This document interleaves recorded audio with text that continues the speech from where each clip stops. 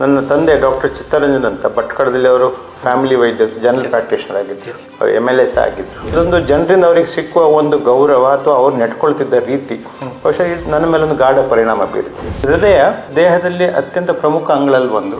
ಒಬ್ಬ ಕವಿಗೆ ಅದು ಪ್ರೇಮದ ಜಾಗ, ಒಬ್ಬ ಸಾಹಿತ್ಯಕಾರನಿಗೆ it's a seat of emotion, ಎನಾಟಮಿಸ್ಟಿಗೆ ಪಂಪಿಂಗ್ ಚೇಂಬರ್, ನನ್ನಂಥವನಿಗೆ ಅನ್ನಕ್ಕೆ ದಾರಿ. ಹಾರ್ಟಿಗೆ ಒಂದೇ ಕೆಲಸ. ನಾನು ನನ್ನ ಸ್ಟೂಡೆಂಟ್ಸಿಗೆ ಹೇಳೋದು it's a dumb organ with an intelligent function. ಹೃದಯ ಸ್ತಂಭನ, ಕಾರ್ಡಿಯಾಕ್ ಅರೆಸ್ಟ್. ಇನ್ನೊಂದು ಹೃದಯಾಘಾತ, ಹಾರ್ಟ್ ಅಟ್ಯಾಕ್ ಅಂದರೆ ಹಾರ್ಟಿನ ರಕ್ತನಾಳದಲ್ಲಿ ಕಂಪ್ಲೀಟ್ ಬ್ಲಾಕ್ ಆದಾಗ ಹೃದಯಾಘಾತ ಅಥವಾ ಹಾರ್ಟ್ ಅಟ್ಯಾಕ್ ಆಗ್ತದೆ. ಕಾರ್ಡಿಯಾಕ್ ಅರೆಸ್ಟ್ ಈಸ್ ಎಲ್ಲಿ ಅಂದರೆ ಹೃದಯ ಸಡನ್ ಆಗಿ ನಿಂತು ಬಿಡ್ತದೆ.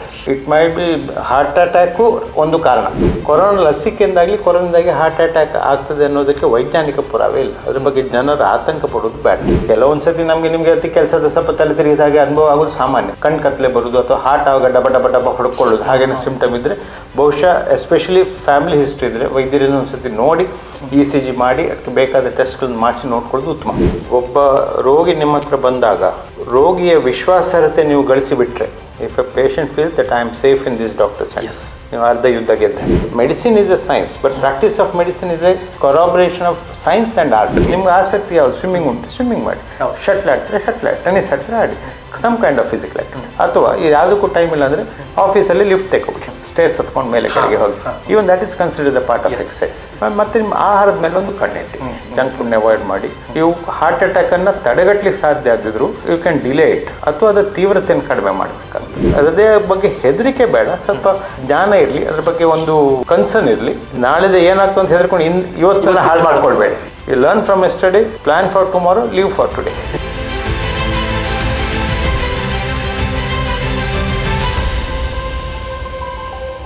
ನಮಸ್ತೆ. ಇವತ್ತು ಮತ್ತೊಂದು ಪಾಡ್ಕಾಸ್ಟ್ ಜೊತೆಗೆ ನಿಮ್ಮ ಮುಂದೆ ಬಂದಿರತಕ್ಕಂಥದ್ದು. ಇವತ್ತು ನಮ್ಮ ಜೊತೆಗೆ ಇರತಕ್ಕಂಥ ಅತಿಥಿ ಹೃದಯವಂತರು ಅಂತ ನಾನು ಹೇಳ್ತೀನಿ. ಯಾಕಂದರೆ ಅವರ ವೃತ್ತಿಗೂ ಹೃದಯಕ್ಕೂ ಬಹಳ ಅವಿನಾಭಾವ ಸಂಬಂಧ ಇರೋದರಿಂದ ಹೃದಯವಂತರು ಅಂತ. ಇಲ್ದಿದ್ರೂ ಕೂಡ ಅವರು ಹೃದಯವಂತರೇ.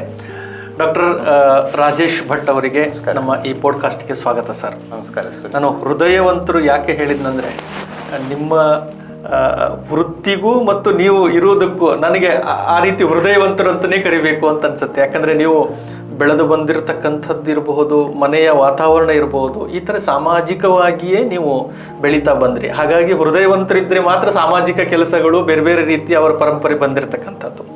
ಹಾಗಾಗಿ ಆ ರೀತಿ ನಿಮ್ಮನ್ನು ಮಾತನಾಡಿಸ್ಬೇಕು.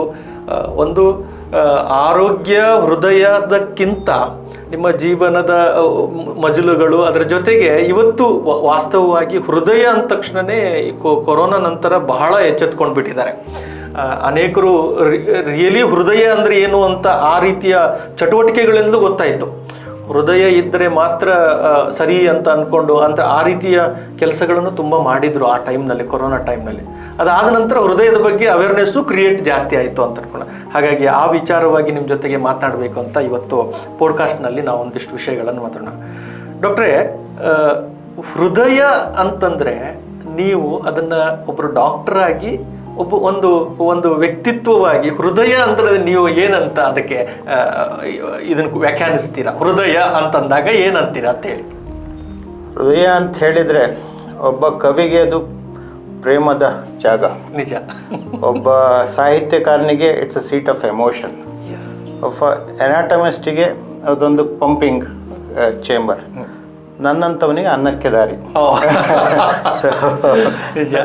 ಹೃದಯ ದೇಹದಲ್ಲಿ ಅತ್ಯಂತ ಪ್ರಮುಖ ಅಂಗಗಳಲ್ಲಿ ಒಂದು. ದೇಹಕ್ಕೆ ನಿಮಗೆ ಈಗ ವೆಹಿಕಲ್ ಓಡಲಿಕ್ಕೆ ಫ್ಯೂಲ್ ನೆಸಸರಿ ಉಂಟಾ, ಡೀಸೆಲ್ ಅಥವಾ ಪೆಟ್ರೋಲ್ ನೆಸಸರಿ ಉಂಟಾ, ಹಾಗೆ ನಮ್ಮ ದೇಹದ ವಿವಿಧ ಅಂಗಾಂಗಗಳ ಕೆಲಸ ಮಾಡಲಿಕ್ಕೆ ಅದಕ್ಕೆ ಬೇಕಾದ ಆಮ್ಲಜನಕ, ಆಕ್ಸಿಜನ್ ಅಥವಾ ನ್ಯೂಟ್ರಿಷನ್, ಆಹಾರ, ಕಾರ್ಬೋಹೈಡ್ರೇಟ್ಸ್, ಶುಗರು ಎಲ್ಲ ರಕ್ತದ ಮೂಲಕ ಸಪ್ಲೈ ಮಾಡಲಿಕ್ಕೆ ಅದೊಂದು ಪಂಪಿಂಗ್ ಚೇಂಬರ್ ಬೇಕಾಗ್ತದೆ. ಪಂಪಿಂಗ್ ಪ್ರೆಷರ್ ಕ್ರಿಯೇಟ್ ಆಗಬೇಕಾಗ್ತದೆ. ದೇಹದಲ್ಲಿ ನೀವು ವಿನ್ಯಾಸ ನೋಡ್ಲಿಕ್ಕೆ ಹೋದರೆ ಸೆಲ್ ಚೇಂಬರ್ಸ್, ಸೆಲ್ ಮೆಂಬ್ರೇನ್ ಅಂತ ಅದರ ಮೂಲಕ ತಳ್ಳಬೇಕಾಗ್ತದೆ. ಸೊ ಅದಕ್ಕೆ ತಳ್ಳಬೇಕಾದ್ರೆ ಪ್ರೆಷರ್ ಬೇಕಾಗ್ತದೆ. ರಕ್ತದಲ್ಲಿ ಆಹಾರ, ಇದು ಆಕ್ಸಿಜನ್ ನಿಮ್ಮ ಲಂಗ್ಸಲ್ಲಿ ಶೇಖರಣೆ ಆಗ್ತದೆ. ಆಹಾರ ಮತ್ತು ಪ್ರೋಟೀನ್ ಅಂಶಗಳು ಇದು ಕರಳಲ್ಲಿ ಶೇಖರಣೆ ಆಗ್ತದೆ. ಬಟ್ ಈ ಪ್ರೋಟೀನ್ ಅಂಶಗಳನ್ನ ನಮ್ಮ ದೇಹದ ಸೆಲ್ಸ್ಗಳಿಗೆ, ದೇಹದ ಕಣಗಳಿಗೆ ತುಂಬಬೇಕಾದ್ರೆ ಪ್ರೆಷರ್ ಕ್ರಿಯೇಟ್ ಆಗ್ತದೆ ಮತ್ತು ಸಪ್ಲೈ ಬೇಕಾಗ್ತದೆ. ಸೊ ಈ ಹೃದಯ ಆ ಕೆಲಸವನ್ನು ಪಂಪ್ ಮಾಡೋದು ಮತ್ತು ಆ ಪ್ರೆಷರ್ ಕ್ರಿಯೇಟ್ ಮಾಡುವ ಕೆಲಸವನ್ನು ಮಾಡ್ತದೆ. ಸೊ ನಾನು ನನ್ನ ಸ್ಟೂಡೆಂಟ್ಸಿಗೆ ಹೇಳ್ತೇನೆ, ಹೃದಯಕ್ಕೆ ಬೇರೆ ಎಂಥ ಕೆಲಸ ಇಲ್ಲ. ನೀವು ನೋಡ್ಲಿಕ್ಕೆ ಹೋದರೆ ಈಗ ಲಿವರಿಗೆ ಮಲ್ಟಿಪಲ್ ಕೆಲಸಗಳಿರುತ್ತೆ. ಡೈಜೆಷನ್ ಮಾಡಬೇಕು, ನಿಮ್ಮ ವೇಸ್ಟ್ ರಿಮೂವಲ್, ಎಂಡೋಕ್ರೈನಲ್, ಕೆಲವೊಂದು ಹಾರ್ಮೋನ್ಗಳು ಉತ್ಪತ್ತಿ, ಹಾಗೆ ಕಿಡ್ನಿದು ಬೇರೆ ಬೇರೆ ಕಾರ್ಯ ಇರ್ತದೆ. ಹಾರ್ಟಿಗೆ ಒಂದೇ ಕೆಲಸ. ನಾನು ನನ್ನ ಸ್ಟೂಡೆಂಟ್ಸಿಗೆ ಹೇಳೋದು, it's a dumb organ with an intelligent function ಅಂತ. ಓನ್ಲಿ ಅಂದರೆ ಅದಕ್ಕೆ ಕೆಲಸ ಒಂದೇ, ಬಟ್ ಅದರ ಸ್ಟ್ರಕ್ಚರ್ ನೋಡಿದ್ರೆ it's one of the most efficient pumps to be ever created. I think it's God has been a very good engineer in create. ಅದರ muscle ಸ್ಟ್ರಕ್ಚರ್ನ ನೀವು ನೋಡ್ಲಿಕ್ಕೆ ಹೋದರೆ ಒಂದು ಸತಿ ಬೀಟ್ ಆದರೆ ಮಲ್ಟಿಪಲ್ ಇದರಿಂದ ಪ್ರೆಷರ್ ಕ್ರಿಯೇಟ್ ಆಗ್ತದೆ. So it's a very dumb organ with in a very intelligent design ಅಂತ ಹೇಳಿ ಬಯಸ್ತೇನೆ. ಆದರೆ ನೀವು ಹೇಳಿದ ಹಾಗೆ ಆ ವ್ಯಾಖ್ಯಾನ ಭಾಳ ಚೆನ್ನಾಗಿದೆ, ನೀವು ಏನು ಸ್ಟೂಡೆಂಟ್ಸಿಗೆ ಹೇಳಿದೆ. ಆದರೆ ಅತಿಯಾದ ಭಯ ಹುಟ್ಟಿಸೋದು ಕೂಡ ಹೃದಯವೇ. ಅದು ನಿಂತು ಬಿಡ್ತು ಅಂತಂದರೆ ಇಮ್ಯಾಜಿನು ಮಾಡ್ಕೊಳ್ಳಿಕ್ಕೆ ಸಾಧ್ಯ ಇಲ್ಲ. ಇತ್ತೀಚಿನ ದಿನಗಳಲ್ಲಿ ಈ ಹೃದಯ ಆಘಾತ ಅನ್ನುವಂಥದ್ದು ಇದು ಬಹಳ ಕೇಳಲ್ಪಡ್ತಾ ಇದೆ. ಆದರೆ ಇದನ್ನು ನೀವು ಈ ಕೊರೋನಾ ಮೊದಲೂ ನೀವು ಅದನ್ನು ಗಮನಿಸಿದ್ದೀರಾ, ಅಥವಾ ಅನೇಕ ಕೇಸುಗಳು ನಿರಂತರವಾಗಿ ಈ ಆಪರೇಟ್ ಮಾಡಲಿಕ್ಕೆ ಇರ್ಬೋದು? ಇನ್ನೊಂದು, ನಾನು ನಿಮ್ಮ ವಿಷಯಗಳನ್ನು ಓದ್ತಾ 10,000ಕ್ಕೂ ಹೆಚ್ಚು ಹೃದಯವನ್ನು ನೋಡಿದವರು ನೀವು. ಅಂದರೆ ನೇರವಾಗಿ ಅದನ್ನು ಆಪರೇಟ್ ಮಾಡಿರತಕ್ಕಂಥವರು ನೀವು ಒಳಗಿಂದ. ಅದೇ ನಾನು ಹೇಳ್ತಾ ಇರೋದು. ಹೊರಗಿನ ಹೃದಯವಂತರು ಅದು ಬೇರೆನೆ, ಆದರೆ ನಿಜವಾದ ಹೃದಯ 10,000 ಹೃದಯಗಳನ್ನು ನೋಡಿದಂಥವ್ರು ನೀವು. ಅದನ್ನು ಇತ್ತೀಚಿನ ಆ ಹೃದಯ ಆಘಾತನ ಯಾವ ಆ್ಯಂಗಲ್ನಲ್ಲಿ ಎಕ್ಸ್ಪ್ಲೈನ್ ಮಾಡ್ತೀರಿ? ಅಂದರೆ ಅದು ಏನಾದರೂ ಹೆಚ್ಚಿಗೆ ಆಗಿದೆ ಅಂತ ಅನಿಸ್ತಾ ಇದೆಯಾ ನಿಮಗೆ ಬರ್ತಾ? ಈಗ ಎರಡು ವಿಷಯ ನಾನು ಇಲ್ಲಿ ಹೇಳಲಿಕ್ಕೆ ಇಷ್ಟಪಡ್ತೇನೆ ಸುನಿಲ್ ಅವರೇ. ಒಂದು ಹೃದಯ ಸ್ತಂಭನ, ಕಾರ್ಡಿಯಾಕ್ ಅರೆಸ್ಟ್. ಇನ್ನೊಂದು ಹೃದಯಾಘಾತ, ಹಾರ್ಟ್ ಅಟ್ಯಾಕ್. ಹಾರ್ಟ್ ಅಟ್ಯಾಕ್ ಅಂದರೆ ಹಾರ್ಟಿನ ರಕ್ತನಾಳದಲ್ಲಿ ಬ್ಲಾಕ್ ಬಂದು ಹಾರ್ಟಿಗೆ ಪೆಟ್ಟಾಗುವಂಥದ್ದು, ರಕ್ತ ಪರಿಚಲನೆ ಇಲ್ಲದೆ ಹಾರ್ಟು ಬೇರೆ ಎಲ್ಲ ಅಂಗಗಳಿಗೆ ರಕ್ತ ಸಪ್ಲೈ ಮಾಡೋದು, ಹಾರ್ಟಿಗೂ ರಕ್ತ ಸಪ್ಲೈ ಬೇಕಾಗ್ತದೆ. ಕೊರನರಿ ಆರ್ಟರೀಸ್ ಅಂತ ಹೇಳ್ತೇವೆ. ಅದರಲ್ಲಿ ಬ್ಲಾಕ್ ಬಂದು ಕಂಪ್ಲೀಟ್ ಬ್ಲಾಕ್ ಆದಾಗ ಹೃದಯಾಘಾತ ಅಥವಾ ಹಾರ್ಟ್ ಅಟ್ಯಾಕ್ ಅಂತ. ಕಾರ್ಡಿಯಾಕ್ ಅರೆಸ್ಟ್ ಈಸ್ ಎಲ್ಲಿ ಅಂದರೆ ಹೃದಯ ಸಡನ್ ಆಗಿ ನಿಂತು ಬಿಡ್ತದೆ. It might be heart attack ಒಂದು ಕಾರಣ. ಎರಡನೇದು ಹಾರ್ಟಿನ ಎಲೆಕ್ಟ್ರಿಕಲ್ ಆಕ್ಟಿವಿಟಿ. ಹಾರ್ಟ್ ನಾನು ಹೇಳಿದಾಗೆ ಹಾರ್ಟ್ ಒಂದು ಪಂಪ್ ಆದ ಕಾರಣ ಯಾವುದೇ ಪಂಪ್ ವರ್ಕ್ ಆಗಲಿಕ್ಕೆ ಎಲೆಕ್ಟ್ರಿಸಿಟಿ ಬೇಕಾಗ್ತದೆ. ಸೊ ಹೃದಯದಲ್ಲೇ ಒಂದು ಜನರೇಟರ್ ಇರ್ತದೆ, SI ನೋಡ್ ಅಂತ ಹೇಳ್ತೇವೆ. ಅದರಿಂದ ಹಾರ್ಟ್ ಬೀಟ್ ಉತ್ಪತ್ತಿಯಾಗಿ ಇಡೀ ಹಾರ್ಟಿಗೆ ಅದು ಪಸರಿಸಿ ಹಾರ್ಟ್ ಸಂಕುಚಿತ ಕಾಂಟ್ರಾಕ್ಷನ್ ಎಲ್ಲ ಸ್ಟಾರ್ಟ್ ಆಗ್ತದೆ. ಸೊ ಇದು ಹಾರ್ಟಿನ ಎಲೆಕ್ಟ್ರಿಕಲ್ ಸಿಸ್ಟಮ್. ಕೆಲವು ಸತಿ ಅದರಲ್ಲಿ ಅಬ್ನಾರ್ಮಲಿಟೀಸ್ ಬಂದಾಗ ಸಡನ್ ಆಗಿ ಹಾರ್ಟ್ ಸ್ಟಾಪ್ ಆಗ ಹೃದಯ ಸ್ತಂಭನ ಅಥವಾ ಕಾರ್ಡಿಯಾಕ್ ಅರೆಸ್ಟ್ ಅಂತ ಹೇಳ್ತೀವಿ. ನೀವು ಬಹುಶಃ ಈಗ ಹೇಳುವಂಥದ್ದು ಕೆಲವೊಂದು ಇದು ಹೃದಯ ಸ್ತಂಭನ, ಎಸ್ಪೆಷಲಿ ಯಂಗ್ ಪೀಪಲ್, ಯುವಕರಲ್ಲಿ, ಯುವತಿಯರಲ್ಲಿ. ಈಗ ನಿಮ್ಮ ಇದ್ರ ಯಾವ ಸೋಷಿಯಲ್ ಮೀಡಿಯಾ ನೋಡಿದ್ರು ಅದೇ. So cardiac arrest is one of the ಕಾಸ್. ಹೃದಯಾಘಾತ ಇಲ್ಲ ಅಂತ ಹೇಳಲಿಕ್ಕೆ ಆಗೋದಿಲ್ಲ. ಸೊ ಅದು ಸಹ ಇರ್ತದೆ, ಬಟ್ ಅದಕ್ಕೆ ರಿದಮ್ ಡಿಸ್ಟರ್ಬೆನ್ಸಸ್ ಅಂತ ಹೇಳ್ತೇವೆ. ರಿದಮ್ ಡಿಸ್ಟರ್ಬೆನ್ಸ್ ಅಂದರೆ ಹಾರ್ಟ್ ಬೀಟ್ ತುಂಬ ಫಾಸ್ಟ್ ಆಗೋದು, ಮತ್ತು ಫಾಸ್ಟ್ ಆಗಿ ಹಾರ್ಟ್ ನಿಂತು ಹೋಗೋದು, ಅಥವಾ ಹೃದಯ ಎಸಿಸ್ಟಾಲ್ ನಿಂತು ಹೋಗೋದು. ಕೆಲವೊಂದು ಬೇರೆ ಬೇರೆ ಕಾರಣಗಳಿರ್ತವೆ. ಈಗ ನಿಮಗೆ ಕೊರೋನಾದ ವಿಷಯ ತಗೊಂಡ್ರೆ, ಕೊರೋನಾದ ಟೈಮಲ್ಲಿ ಕೊರೋನಾ ಆ್ಯಕ್ಟಿವ್ ಇದ್ದಾಗ ನಾವು ಕೆಲವೊಂದು ಹೃದಯಾಘಾತ ಕೊರೋನಾದಿಂದಾಗಿ, ಯಾಕಂದರೆ ಕೊರೋನಾದು ಒಂದು ಇದು ಮೇನ್ ಪ್ರಾಬ್ಲಮ್ ಅಂದರೆ ರಕ್ತನಾಳದಲ್ಲಿ ಬ್ಲಡ್ ಕ್ಲಾಟ್ ಆಗೋದು, ರಕ್ತ ಹೆಪ್ಪುಗಟ್ಟೋದು. ಸೊ ಹೃದಯದಲ್ಲಿ ಅದು ಅಟ್ಯಾಕ್ ಆದಾಗ ನಾವು ನೋಡಿದೆ. ಸೊ ಅದೆಂತ ಆಗಿದೆ, ಕೆಲವು ಸತಿ ನಾವು ನೋಡಿ ಆಂಜಿಯೋಗ್ರಾಮ್ ಮಾಡಿ ಬರೀ ಕ್ಲಾಟ್ ಇರ್ತದೆ, ಅದು ಬಹುಶಃ ಕೊಲೆಸ್ಟ್ರಾಲ್ ಬ್ಲಾಕ್ ಇರೋದಿಲ್ಲ. ಇವರಿಗೆ ಕೊರೋನಾ ಗುಣ ಆಗಿ ಒಂದು 6 ತಿಂಗಳು 3 ತಿಂಗಳು ಬಿಟ್ಟು ರಿಪೀಟ್ ಆಂಜಿಯೋಗ್ರಾಮ್ ಮಾಡಿದ್ರೆ ಕ್ಲೀನ್ ಆಗಿತ್ತು. ಕೊರೋನಾ ಇದ್ದಾಗ ಕೆಲವೊಂದು ಹೃದಯ ಆಗೋದಾಗ ನೋಡಿದ್ದೇವೆ. ಬಟ್ ಕೊರೋನಾ ಲಸಿಕೆಯಿಂದ ಆಗ್ತದಾ, ಕೊರೋನಾ ಲಸಿಕೆ ತಗೊಂಡ್ರಿಂದ ಆಗ್ತದಾ, ಅಥವಾ ಕೊರೋನಾ ಪೀಡಿತರಿಗೆ ಹಾರ್ಟ್ ಅಟ್ಯಾಕ್ ಆಗ್ತದೆ, ಇದಕ್ಕೆ ಯಾವುದೇ ವೈಜ್ಞಾನಿಕ ಪುರಾವೆ ಇಲ್ಲ. ಇತ್ತೀಚೆಗೆ ನೀವು ಪೇಪರ್ ನೋಡಿರ್ಬೋದು, ಇತ್ತೀಚೆಗೆ ಹಾರ್ಟ್ ಅಟ್ಯಾಕ್ ಜಾಸ್ತಿ ಆಗ್ತಾ ಇದೆ, ಅದ್ರ ಬಗ್ಗೆ ಇದಾಗಿದೆ. ಬಟ್ ವೈಜ್ಞಾನಿಕವಾಗಿ ನೋಡಬೇಕಂದ್ರೆ ಅದು ನಮಗೆ ಸ್ಪೆಸಿಫಿಕ್ ಪೀರಿಯಡ್ ಬೇಕಾಗ್ತದೆ. ಇಂಥ ಕಾಲದಲ್ಲಿ ಜಾಸ್ತಿ ಆಗಿದೆ, 2020 ನಂತರ ಜಾಸ್ತಿ ಆಗಿದೆ. ಹಾಗಾದ್ರೆ ಅದಕ್ಕಿಂತ ಮುಂಚೆ ಎಷ್ಟಿತ್ತು? ಅದಕ್ಕೂ ಇದಕ್ಕೂ ಈಗ ನಾನು ಉದ್ದ ನೀವು ಕುಳ್ಳ ಅಂತ ಹೇಳಿ ಕಂಪ್ಯಾರಿಸನ್. ಹಾಗೆ ಹೃದಯಾಘಾತ ಜಾಸ್ತಿ ಆಗಿದೆ ಕಂಪೇರ್ ಟು ವಾಟ್ ಪೀರಿಯಡ್. ಹಾಗೆ ವೈಜ್ಞಾನಿಕ ಪುರಾವೆ ಇನ್ನೂ ಬರಬಹುದು, ಗೊತ್ತಿಲ್ಲ. But as of now corona ಲಸಿಕೆಯಿಂದಾಗಲಿ ಕೊರೋನಾದಾಗಿ ಹಾರ್ಟ್ ಅಟ್ಯಾಕ್ ಆಗ್ತದೆ ಅನ್ನೋದಕ್ಕೆ ವೈಜ್ಞಾನಿಕ ಪುರಾವೆ ಇಲ್ಲ. ಅದ್ರ ಬಗ್ಗೆ ಜನರು ಆತಂಕ ಪಡೋದು ಬೇಡ. ಎರಡನೇದು, ಈಗ ಜಾಸ್ತಿ ಆಗಿದೆ ಅಂತ ಹೇಳಲಿಕ್ಕೆ ಬಹುಶಃ ಕಾರಣ ಈಗ ಜಗತ್ತಿನ ಯಾವುದೇ ಮೂಲೆಯಲ್ಲಾದ್ರೂ ಅದು ಕ್ಷಣಾರ್ಧದಲ್ಲಿ ನಿಮ್ಮ ಫೋನ್ ಬರ್ತದೆ, ವಿಷಯ ಬರ್ತದೆ. ಮುಂಚೆ ಆದ್ರೆ ಬಹುಶಃ Telegram was the fastest mode of communication, ಅಥವಾ ನಿಮ್ಮದು ಟ್ರೆಂಡ್ ಕಾಲ್ ಇದೆಲ್ಲ ಇತ್ತು. ಈಗ ಸೋಷಿಯಲ್ ಮೀಡಿಯಾ, ಟ್ವಿಟರ್ ಅಥವಾ ಇದರಿಂದಾಗಿ ಕ್ಷಣದಲ್ಲಿ ಯಾವುದೇ ಜಗತ್ತಿನ ಯಾವುದೇ ಮೂಲೆಯಲ್ಲಾದ್ರೂ ಕಣ್ಣಿಗೆ ಕಾಣಿಸ್. ಸೊ ಆದರೆ ಎಕ್ಸ್ಪೋಷರ್ ಜಾಸ್ತಿ ಆದ್ರಿಂದ ಜನರಲ್ಲಿ ಅವೇರ್ನೆಸ್ ಜಾಸ್ತಿ ಆಗಿದೆ ನನ್ನ ಅಭಿಪ್ರಾಯ. Correct sir. ಈಗ ಈ ಎರಡನೇದು ಹೇಳಿದ್ರಲ್ಲ, ಒಂದು ಹೃದಯ ಆಘಾತ, ಇನ್ನೊಂದು ಸ್ತಂಭನ ಅಂತ ಹೇಳಿದ್ರಲ್ಲ. ಈ ಸ್ತಂಭನದ ಸಿಂಪ್ಟಮ್ಸ್ಗಳು ಗೊತ್ತಲ್ಲ. ಯಾಕಂದ್ರೆ ನೋಡಿ, ನಾನು ನಿನ್ನೆ ಒಂದು ವಿಡಿಯೋ ನೋಡ್ತಾ ಅವಳು ಡ್ಯಾನ್ಸ್ ಮಾಡ್ತಾಳೆ, ಚೆನ್ನಾಗಿ ಮಾಡ್ತಾ ಇದ್ದಾಳೆ, ತಕ್ಷಣನೇ ಅವಳ ಜೀವ ಇಲ್ಲ, ಅದೊಂದು ನಿರ್ಜೀವ ರೀತಿಯಲ್ಲಿ ಬಿದ್ದುಬಿಟ್ಲು ಅವಳು ಅಂತ. ಇದು ಏನು, ಯಾವ ರೀತಿದು ಇದು? ಅಂದರೆ ಸಿಂಪ್ಟಮ್ಸ್ಗಳೇ ಇಲ್ವಾ ಅಂತಂದಾಗ ಭಯ ಹುಟ್ಟಿಸೋದಿಲ್ವಾ ಇದು? ಇದಕ್ಕೆ ಹೆಚ್ಚಿಂದು ನೀವು ಹೇಳಿದಾಗೆ ಫಸ್ಟ್ ಅಟ್ಯಾಕೇ ಪ್ರಾಬ್ಲಮ್ ಆಗಿ ಡೆತ್ ಆಗೋ ಸಂಭಾವನೆ ಇರ್ತದೆ. ಇನ್ನು ಕೆಲವರಿಗೆ ಮಧ್ಯದಲ್ಲಿ ತುಂಬ ಎಕ್ಸರ್ಷನ್ ಮಾಡಿ ಕೆಲವೊಂದು ಸಿಂಡ್ರೋಮ್ಗಳುಂಟು. ಮಲಗಿದಾಗ ಅಥವಾ ಸ್ವಿಮ್ಮಿಂಗ್ ಮಾಡುವಾಗ ಅಥವಾ ಎಕ್ಸರ್ಷನ್ ರನ್ನಿಂಗ್ ಮಾಡುವಾಗ ಅಥವಾ ದೈಹಿಕ ಚಟುವಟಿಕೆಗಳು ಮಾಡುವಾಗ ಕೆಲವು ಸತಿ ಹಾರ್ಟ್ ಪಟ ಪಟ ಪಟ ಹೊಡ್ಕೊಂಡಾಗ ಆಗೋದು, ಅಥವಾ ಕಣ್ ಕತ್ಲೆ ಬಂದಾಗ ಆಗೋದು, ಅಥವಾ ತಲೆ ತಿರುಗಿದಾಗ ಆಗೋದು. ಅವಾಗ ಏನಾದ್ರು ಹಿಡ್ಕೊಂಡು ಕೂತ್ಕೊಳ್ಬೇಕಂತ ಅನಿಸ್ಬೇಕು. ಅವೆಲ್ಲ ಕೆಲವೊಂದು ಕಾರ್ಡಿಯಾಕ್ ಅರೆಸ್ಟ್ ಸಿಂಪ್ಟಮ್ಸ್. ಇದಕ್ಕೆ ವಿಶೇಷ ಅಂದರೆ ನಾವು ಅದು ಫ್ಯಾಮಿಲಿ ಹಿಸ್ಟ್ರಿ ನೋಡಬೇಕಾಗ್ತದೆ. ಫ್ಯಾಮಿಲಿ ಹಿಸ್ಟ್ರಿಲಿ ಫಸ್ಟ್ ಡಿ ರಿಲೇಟಿವ್ಸ್, ತಂದೆ ತಾಯಿ ಅಣ್ಣ ತಮ್ಮ ಅಥವಾ ಫಸ್ಟ್ ಕಸಿನ್ಸ್ ಯಾರಿಗಾರು ಸಡನ್ ಕಾರ್ಡಿಯಾಕ್ ಡೆತ್ ಹಿಸ್ಟ್ರಿ ಉಂಟಾ ನೋಡ್ಬೇಕಾಗ್ತದೆ. ಸಡನ್ ಕಾರ್ಡಿಯಾಕ್ ಅಂದರೆ ಇದೇ ರೀತಿ ನೀವು ಹೇಳಿದಾಗೆ ಸರಿ ಇದ್ರು ಸಡನ್ ಆಗಿ, ಎಸ್ಪೆಷಲಿ ಯಂಗ್ ಏಜಲ್ಲಿ ಡೆತ್ ಇದೆಯಾ ನೋಡ್ಬೇಕಾಗ್ತದೆ.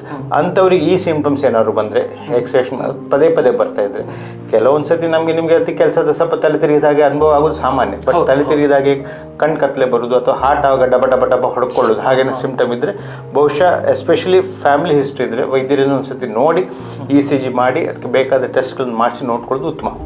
ಬಟ್ ಅನ್ಫಾರ್ಚುನೇಟ್ಲಿ ಹೆಚ್ಚಿನ ಕೇಸ್ಗಳು ಫಸ್ಟ್ ಸ್ಟೇಜ್ದಲ್ಲೇ ಅಟ್ಯಾಕ್ ಆಗಿ ಹೋಗುವಂಥ ಸಂಭವನೆ ಇರ್ತದೆ. ಈ ರೀತಿ ಹಿಸ್ಟ್ರಿ ಇರ್ತದೆ. ಆದರೆ ಮಗು ಕೂಡ ಈ ರೀತಿಯ ಅನೇಕ, ಅಂದರೆ ಇತ್ತೀಚೆಗೆ ಬರ್ತಾರೆ ವಿಡಿಯೋದಿಂದಾಗಿ ನಮ್ಗೆ ಅನಿಸ್ತಿರ್ಬೋದು ಅನ್ಕೊಳ್ತೀನಿ ನಾನು. ಯಾಕಂದ್ರೆ ಮೊದಲು ಈ ರೀತಿಯ ಎಕ್ಸೆಸ್ ಇರಲಿಲ್ಲ ನಮಗೆ. ಎಲ್ಲೂ ಕಣ್ಣಿಗೆ ಕಾಣುವಂಥ ಒಂದು ಕಪ್ಪು ಬಣ್ಣದ TV ಬಿಟ್ಟರೆ ಬೇರೆ ಎಲ್ಲೂ ಎಕ್ಸೆಸ್ ಇಲ್ಲ ನಮಗೆ ನೋಡುವ ಚಿತ್ರಣ.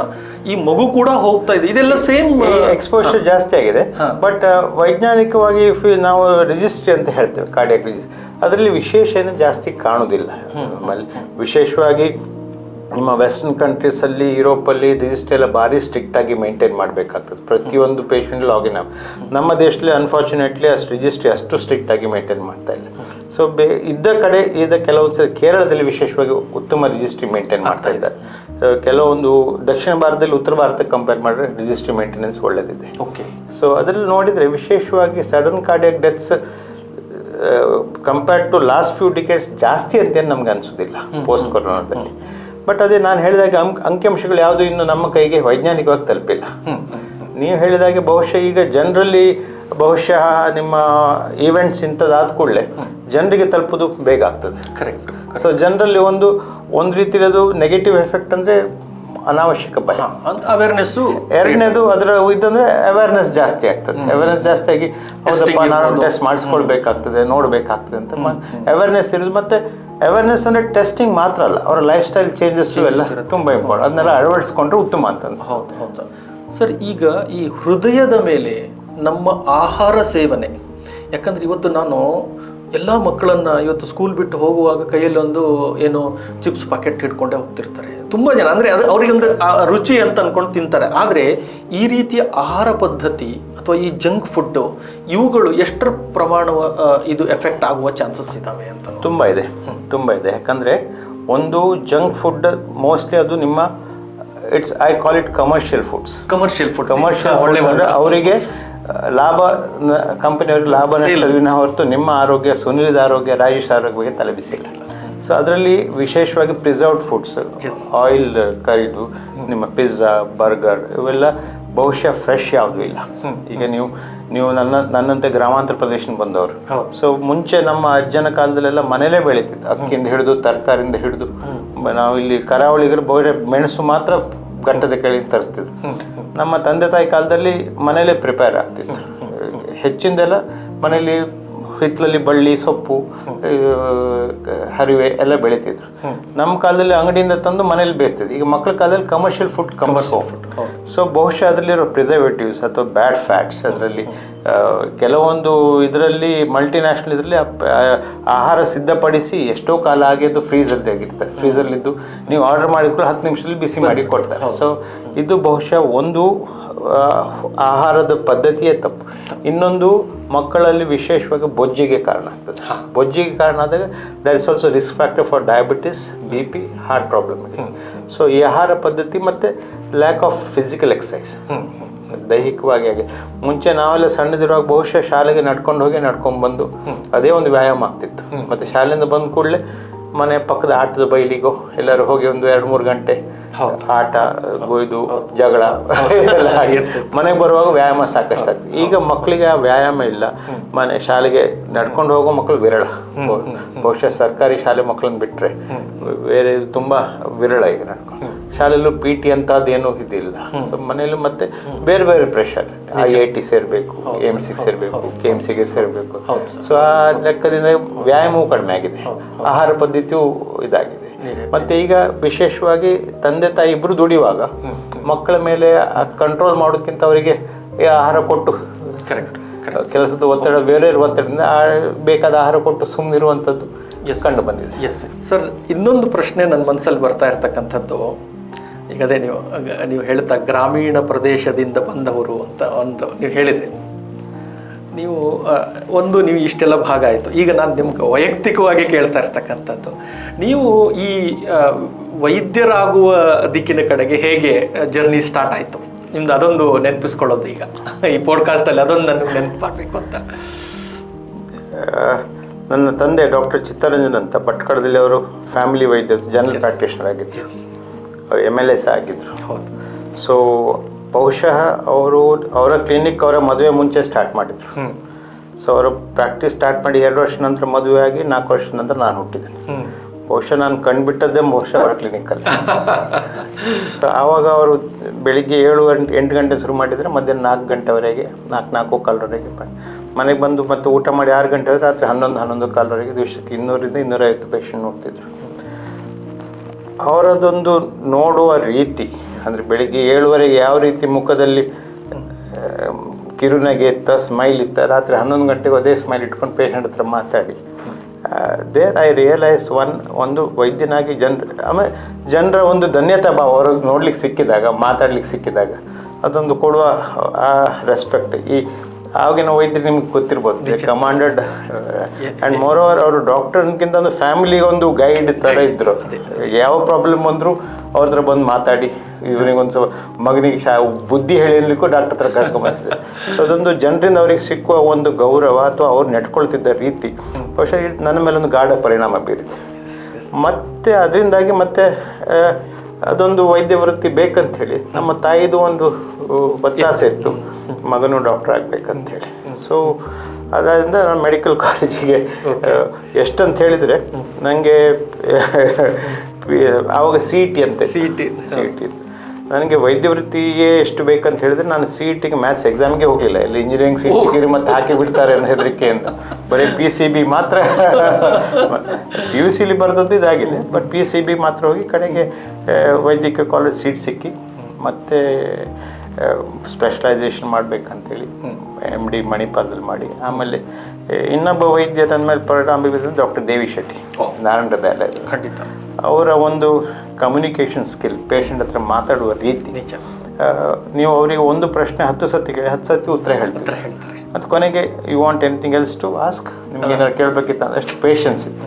ಸೊ ಆ ಪೇಷನ್ಸನ್ನು ಬಹುಶಃ ನಾನು ವಿಶೇಷವಾಗಿ ಹೇಳ್ತೇನೆ, ನಾನು I learned the science of medicine medical college, but art of medicine from my father and Devi Shetty. ಅದು ಕಮ್ಯುನಿಕೇಷನ್, ಕಾಮನ್ ಸೆನ್ಸ್.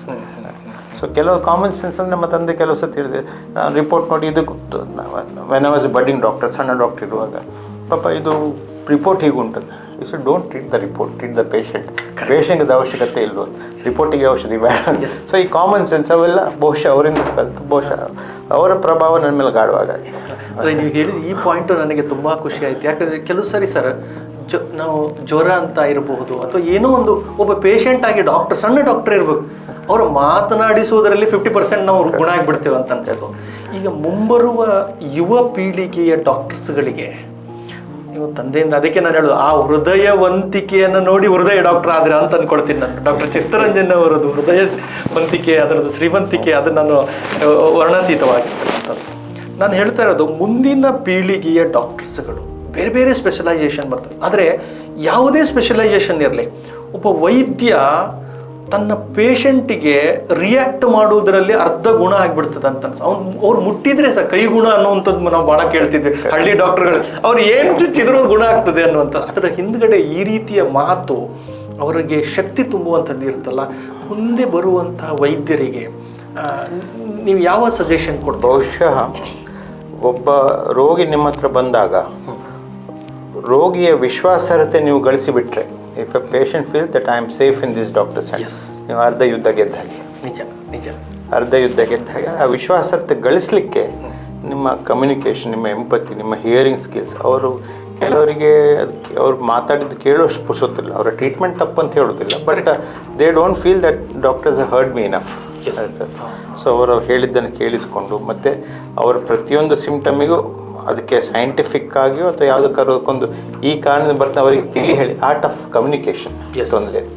ಮತ್ತು ನಿಮ್ಮ ಔಷಧಿಗಳು ಯಾವ್ಯಾವ ಕಾರಣಕ್ಕೆ ಕೊಡ್ತಾ ಇದ್ದೇವೆ, ಏನಕ್ಕೆ ಕೊಡ್ತಾ ಇದ್ದೇವೆ, ಎಷ್ಟು ದಿವಸ ತೊಗೊಳ್ಬೇಕು, ಇವೆಲ್ಲ ಅಧ್ಯಯನದ ಜೊತೆ. ಉದಾಹರಣೆ ನಿಮ್ಗೆ ಹೇಳಬೇಕಂದ್ರೆ, ನಿಮಗೆ ಗೊತ್ತಿರುವ ನಮ್ಮ ಹೃದಯಕ್ಕೆ ಸಂಬಂಧಿತ ಕಾಯಿಲೆ ಆಜೀವ ಪರ್ಯಂತ ತೊಗೊಳ್ಬೇಕಂತ. ಸೊ ಒಬ್ಬ ರೋಗಿ ನಂತರ ಬಂದು, ಸರ್ ಇದು ನಾನು ಸಾಯೋ ತನಕ ತೊಗೊಳ್ಬೇಕಾ? ಬೇಡ, ಬದುಕಿದ್ದಷ್ಟು ದಿವಸ ತೊಗೊಂಡ್ರೆ ಅಷ್ಟೇ. ಎರಡು just the way you communicate. ಈ ವಿಶ್ವಾಸಾರ್ಹತೆ ಗಳಿಸಿದ್ರೆ ಅದು ನಮ್ಮ ಎಂತ ಆಗ್ತದೆ. ನಾನು ಅದೇ ಹೇಳಿದಾಗೆ, ಈ ನಮ್ಮ ವೈದ್ಯಕೀಯ ವಿಜ್ಞಾನ it's not like any other science. Medicine is a science, but practice of medicine is a collaboration of science and art.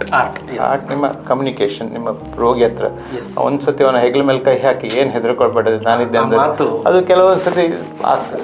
ತುಂಬ ಸೊ ಆ ವಿಶ್ವಾಸಾರ್ಹತೆಗೊಳಿಸಿ ಈಗಿನ ಮೆಡಿಕಲ್ ಸ್ಟೂಡೆಂಟ್ಸಲ್ಲೆಲ್ಲ ಫಾಸ್ಟ್, ಅಂದರೆ ಈಗಿನ ಜನಾಂಗವೇ ಸೊಸೈಟಿ ಹಾಗಂತ ಹೇಳ್ಬೋದು. ಯಾರಿಗೂ ಕಾಯ್ಲಿಕ್ಕೆ ಪುರ್ಸೊತ್ತಿಲ್ಲ, ರೋಗಿಗಳಿಗೂ ಅಷ್ಟೇ, ವೈದ್ಯರಿಗೂ ಅಷ್ಟೇ. ರೋಗಿಗೂ ಬಂದ ಕೂಡ ಡಾಕ್ಟರ್ ಸಿಗಬೇಕು, ಪಟ್ಟ ಆಗಬೇಕು, ಟೆಸ್ಟ್ ಆಗಬೇಕು. ಈಗ ಮುಂಚೆ ಎಲ್ಲ ನಾನು ಹೇಳಿದೆ, ನಾನು ತಂದೆ ಕ್ಲಿನಿಕಲ್ಲಿ ಭಟ್ಕಳದಲ್ಲಿ, ಸರ್ ನೀವು ಹೇಳಿದ್ರೆ ನಾವು ಮಣಿಪಾಲ್ ಮಂಗಳೂರು ಹೋಗ್ತೇವೆ, ಇದು ನೀವು ಇದು ಬೇಡ ನೀವು ಅಂತ. ಈಗ ನಾನು ಕ್ಲಿನಿಕ್ಕಿಗೆ ಬರುವಾಗಲೇ 3 ರಿಪೋರ್ಟ್ ಇಟ್ಕೊಂಡೇ ಬರ್ತಾರೆ, ಸ್ಕ್ಯಾನ್ ಮಾಡಿದ್ದೆ, ಇಲ್ಲಿ ಇದು ಮಾಡಿದ್ದೆ ಅಂತ. ಸೊ ಆ ಟೈಪ್ ಜನರಿಗೂ ಕಾಯೋದಿಲ್ಲ, ವೈದ್ಯರಿಗೂ ಜಾಸ್ತಿ ಆಗಿದೆ, ಇನ್ವೆಸ್ಟಿಗೇಷನ್ ಜಾಸ್ತಿ ಆಗಿದೆ. ಸೊ ಇದೆಲ್ಲ ಕಾರಣಗಳಿಂದ ಬಹುಶಃ ನನ್ನ ಗುರುಗಳಾದ BM ಹೆಗ್ಡೆ ಅವರು ಹೇಳ್ತಿದ್ರು, if you hear the patient long enough, he'll tell you what is the problem. If you hear much longer, he'll tell you the treatment also. ಅಂದರೆ ಅವರಗಳಲ್ಲಿ ಮಾತಾಡ್ತಿದ್ರೆ ಏನು ಬೇಕಂತ ಹೇಳಿ. So art of communication is important, ವಿಶ್ವಾಸಾರ್ಹತೆ ಗಳಿಸೋದು important. So scientific ನಾಲೆಜ್ನ application ಎಲ್ಲಿ ಮಾಡಬೇಕು, ಏನು ಮಾಡಬೇಕು ಅಂತ.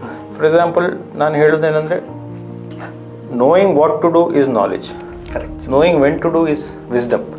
ಏನು ಮಾಡಬೇಕನ್ನೋದು ಜ್ಞಾನ, ಯಾವಾಗ ಮಾಡಬೇಕು ಅನ್ನೋದು ವಿವೇಕ. ಆ ವಿವೇಕನ ಬೆಳೆಸ್ಕೊಳ್ಬೇಕು, ಪೀಳಿಗೆಗೆ ಬೇಕಾಗ್ತದೆ. Yes sir. ಸರ್, ಕೊನೆಯದಾಗಿ ಒಟ್ಟು ಹೃದಯವನ್ನು ಚೆನ್ನಾಗಿಟ್ಕೊಳ್ಳಿಕ್ಕೆ ಮೇಜರ್ ಈ ಕಡೆಗೆ ಒಬ್ಬ ವ್ಯಕ್ತಿ ಗಮನ ಕೊಡಬೇಕು.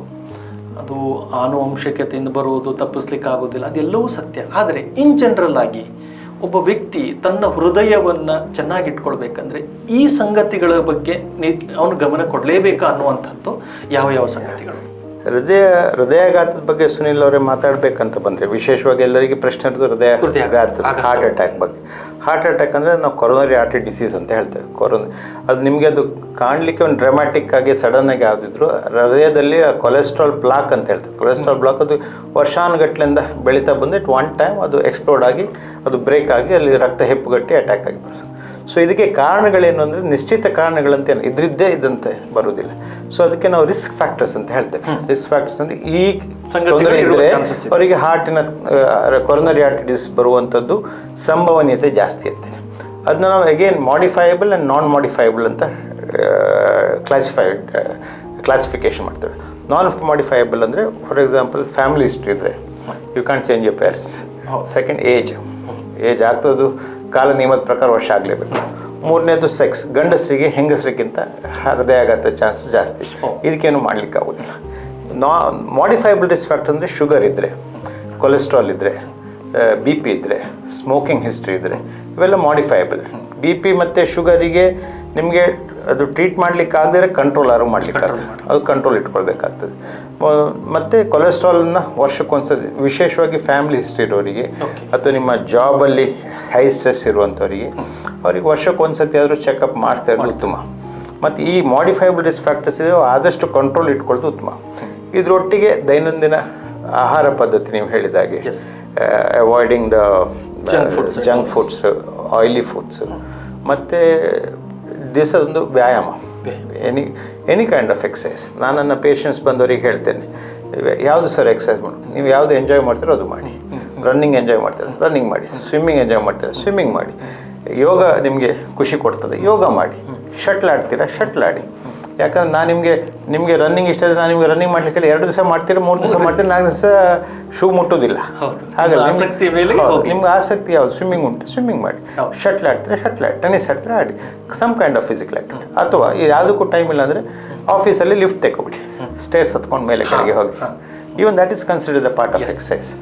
ಮತ್ತು ನಿಮ್ಮ ಆಹಾರದ ಮೇಲೆ ಒಂದು ಕಣ್ಣಿಟ್ಟಿನಿ, ಜಂಕ್ ಫುಡ್ನ ಅವಾಯ್ಡ್ ಮಾಡಿ, ನಿಮ್ಮ ಸಾರಯುಕ್ತ ಫೈಬರ್ ರಿಚ್ ಫುಡ್ಡನ್ನು ಇದು ಮಾಡಿ ಕಂಟ್ರೋಲ್ ಇಟ್ಕೊಂಡ್ರೆ ಇವು ಹಾರ್ಟ್ ಅಟ್ಯಾಕನ್ನು ತಡೆಗಟ್ಟಲಿಕ್ಕೆ ಸಾಧ್ಯ ಆಗದಿದ್ರು ಒಂದು ಯು ಕ್ಯಾನ್ ಡಿಲೇ ಇಟ್, ಅಥವಾ ಅದರ ತೀವ್ರತೆಯನ್ನು ಕಡಿಮೆ ಮಾಡಬೇಕಂತದೆ. ಸೊ ಕೆಲವೊಂದು ಸಂಗತಿಗಳು ಈ ರೀತಿ ಇರ್ತದೆ. ಕೆಲವೊಂದು ಪೇಷಂಟ್ಸ್ ಫಾಲೋ ಮಾಡಿದವರು ಇದ್ದಾರೆ ಹಾಗೆ ಉತ್ತಮವಾಗಿದ್ದೆ. ನಿಮ್ಗೊಂದು ಸಣ್ಣ ಉದಾಹರಣೆ ಹೇಳಬೇಕಂದ್ರೆ, ಲೇಡಿ ಮಡಿಕೇರಿಯಿಂದ ಬಂದಿದ್ರು, 2 ಬ್ಲಾಕ್ ಇತ್ತು.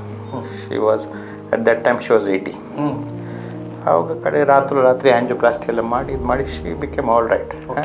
ನನ್ನ ಈ ನಿಮಗೆ ಗೊತ್ತಿರೋದು ಮಡಿಕೇರಿ ಆಹಾರ ಪದ್ಧತಿ ಸ್ವಲ್ಪ ಮೀಟ್ ಎಲ್ಲ ಜಾಸ್ತಿ ಹೇಳಿದ ಉಪಯೋಗಿಸ್ಕೊಂಡು ಒಂದು 2 ವರ್ಷದ ನಂತರ ನನಗೊಂದು ಮೆಸೇಜ್ ಕಳಿಸಿದ್ರು, doctor I am planning to visit Tiger Hills ಅಂತ. I said you can, no problem, ಹೋಗಿ ಬನ್ನಿ ಅಂತ. ಒಂದು 15 ದಿವಸದ ನಂತರ ಅವ್ರು ಒಂದು ಫೋಟೋ ಕಳಿಸ್ತಾರೆ. She has trekked 15 kilometers Tiger Hills from ಕೆಳಗಿಂದ ನಡ್ಕೊಂಡು ಹೋಗಿ ಅಲ್ಲಿ ಫೋಟೋ ತೆಗೆದು ಕಳಿಸ್ತಾರೆ. So I replied back, I am happy for you and proud of my work ಅಂತ. ಸೊ ಇಂಥದ್ದೆಲ್ಲ ಅಳವಡಿಸ್ಕೊಂಡ್ರೆ ಬಹುಶಃ ಹೃದಯ ಬಗ್ಗೆ ಹೆದರಿಕೆ ಬೇಡ, ಸ್ವಲ್ಪ ಜ್ಞಾನ ಇರಲಿ, ಅದ್ರ ಬಗ್ಗೆ ಒಂದು ಕನ್ಸರ್ನ್ ಇರಲಿ. ಹೆದರ್ಕೊಂಡು ನಿಮ್ಮ ನಾಳೆದ ಏನಾಗ್ತದೆ ಅಂತ ಹೆದರ್ಕೊಂಡು ಇವತ್ತನ್ನು ಹಾಳು ಮಾಡ್ಕೊಳ್ಬೇಡಿ. You learn from yesterday, plan for tomorrow, live for today. ಖಂಡಿತ ಡಾಕ್ಟ್ರೇ, ಅನೇಕ ವಿಷಯಗಳನ್ನು ನಮ್ಮ ಜೊತೆ ಹಂಚ್ಕೊಂಡ್ರಿ. ಹೃದಯ ಅನ್ನುವಂಥದ್ದು 2 ಬಗೆಯಲ್ಲಿ, ಒಂದು ವೈದ್ಯಕೀಯವಾಗಿ ಸುರಕ್ಷಿತವಾಗಿರಬೇಕು, ಇನ್ನೊಂದು ಮಾನಸಿಕವಾಗಿ ಆ ಒಳ್ಳೆಯ ಹೃದಯವಂತರು ಸಮಾಜದಲ್ಲಿ ಬೇಕು. ಇವೆರಡರ ಕಾಂಬಿನೇಷನ್ ಹೃದಯ ಮಾತ್ರ ಕಾಮನ್ ಆಗಿರುತ್ತೆ. ಸೊ ಈ 2 ಸಮಾಜದಲ್ಲಿ ಬರುವಂತಾಗಲಿ, ಅಂತಹ ಏನೇ ಸಮಸ್ಯೆಗಳಿದ್ದಾಗಲೂ ನಿಮ್ಮಂತಹ ವೈದ್ಯರುಗಳ ಮುಖಾಂತರ ಅವರು ಗುಣವಾಗಲಿ ಅನ್ನುವಂಥದ್ದೇ ಆಶಯದೊಂದಿಗೆ ಇವತ್ತಿನ ಕಾರ್ಯಕ್ರಮವನ್ನು ಮುಕ್ತಾಯ ಮಾಡೋಣ. ನಮಸ್ಕಾರ.